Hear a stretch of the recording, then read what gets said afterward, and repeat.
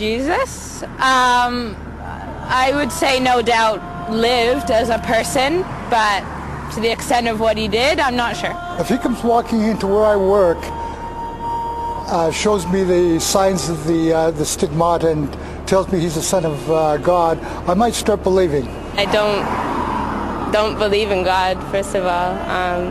Maybe because I grew up in like an age of science. I have a lot of different thoughts and theories on Jesus, but I don't think coming back from the dead's really possible.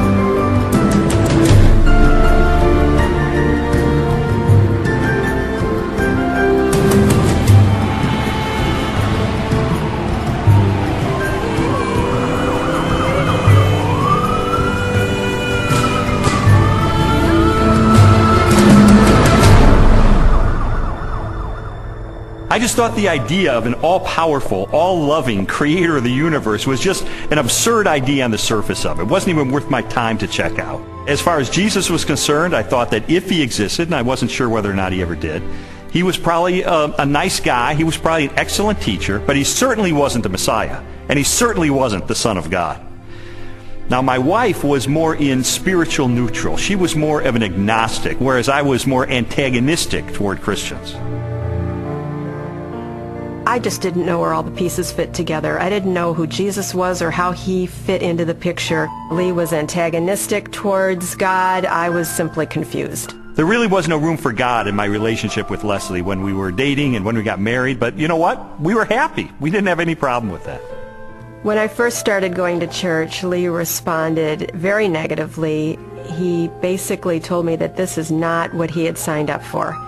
That when we had gotten married, he had life planned in a way that did not involve church. My biggest fear with Leslie was that she was going to turn into some religious prude or something, and I thought nothing good can possibly come out of this.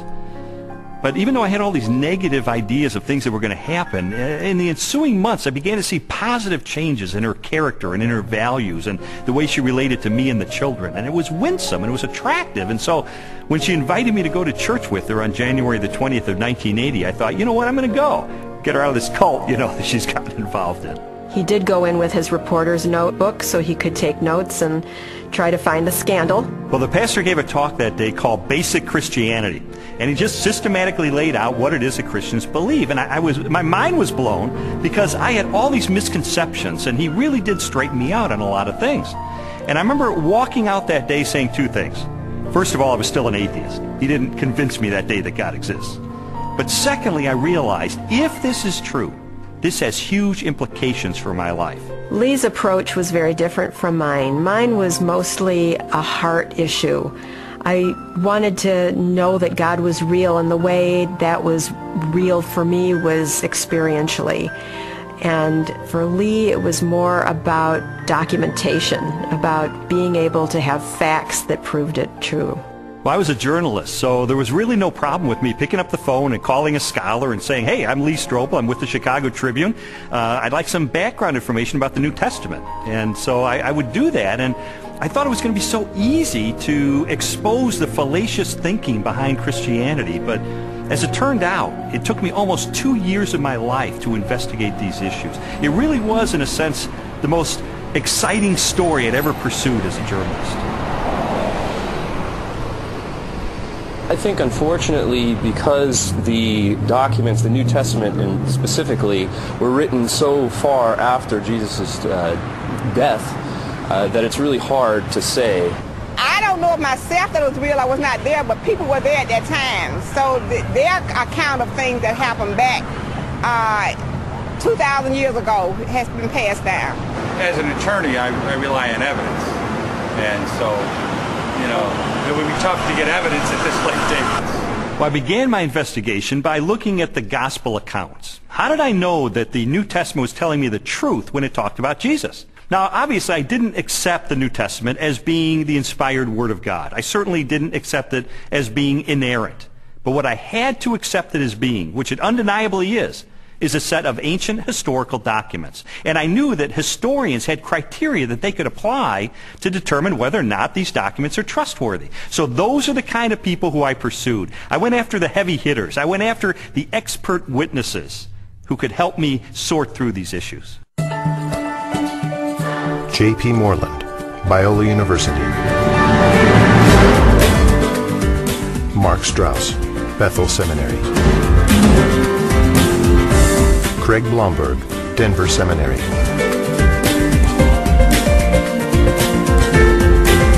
Craig Evans, Acadia Divinity College. N.T. Wright, Bishop of Durham, United Kingdom. Over the last 250 years, it's been common coin in Western culture that, oh, you can't believe what's said in the Gospels. You know, it's even made into musicals. The things that you're liable to read in the Bible, they ain't necessarily so.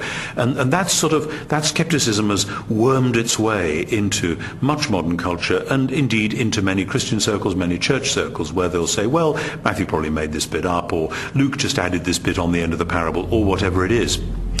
I and others have spent some of the best years of our lives researching what was actually going on in Palestine in the first third of the 1st century AD, and trying to get inside the minds of 1st century Jews, 1st century Romans, different Jewish parties and movements, etc., etc. And the more that I have tried to do that, the more I've found that what you find in Matthew, Mark, Luke and John comes up in 3 dimensions and says, my goodness, this actually belongs, it makes sense, it fits, it gives us very vivid portraits of who these people were and what they were doing. The New Testament Gospels are biographies of Jesus. While the authors do not identify themselves in the text, from very early in the Christian era, the Gospels have been attributed to Matthew, a disciple or follower of Jesus, Mark, a colleague of Peter, also a disciple, Luke, a historian and confidant of the Apostle Paul, and John, a disciple of Jesus. Both Matthew and John were among the 12, Jesus' closest followers, and constant companions throughout his ministry. They would have personally observed most of the events they described in their Gospels. Mark and Luke were also contemporaries of Jesus and wrote their biographies based upon information provided by many eyewitnesses.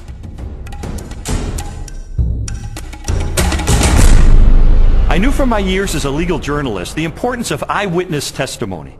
In fact, the first question that anybody asks is, how many eyeballs are there? How many eyewitnesses do you actually have? And I needed to determine whether or not contemporary scholars have ascertained whether or not the Gospels are rooted in eyewitness testimony. It's become evident to scholars of the first century that the Gospels were actually attempts to write biographies of Jesus. Now, not in the modern sense, because the Gospels are not particularly interested in his early years. But when it comes to Jesus' adult life and his activities, these are biographies. They're very clearly attempts by eyewitnesses to describe exactly what Jesus said and did, and the consensus of New Testament scholarship has moved in that direction. Many have undertaken to draw up an account of the things that have been fulfilled among us, just as they were handed down to us by those who from the first were eyewitnesses and servants of the Word. Luke chapter 1, verses 1 and 2. Luke's Gospel begins with a prologue. It's actually one of the finest Greek sections in the whole New Testament. Luke was clearly a literary artist. But in that prologue, he points out that he has carefully investigated the material that he presents in the Gospels, that he's checked with eyewitness accounts, those who are actually present. If you read that prologue and you see this is the work of a historian, this was someone who has done his research. Therefore, since I myself have carefully investigated everything from the beginning, it seemed good also to me to write an orderly account for you,